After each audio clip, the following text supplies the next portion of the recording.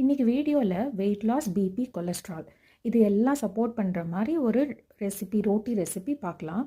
இந்த ரோட்டி வந்து நம்ம டின்னர், பிரேக்ஃபாஸ்ட் ரெண்டுக்குமே சாப்பிட்லாம். இது கூட சாலட்ஸ் எது வேணாலும் தொட்டுக்கலாம். இது எப்படி பண்ணலான்னு பார்க்கலாம். நான் ரோல்டு ஓட்ஸ் 1/4 கப் நல்லா பொடி பண்ணி எடுத்துக்கிட்டேன்.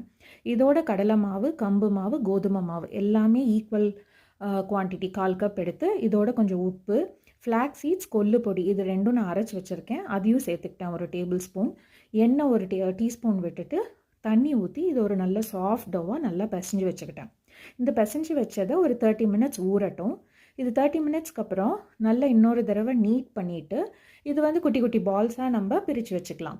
இந்த குட்டி பால்ஸை நம்ம சப்பாத்தி மாதிரி இட்டுட்டு ஒரு சூடான தவா மேலே இதை நல்லா சுட்டு எடுத்துக்கலாம்.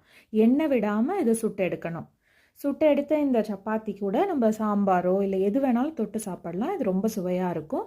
நீங்களும் ட்ரை பண்ணி பாருங்கள்.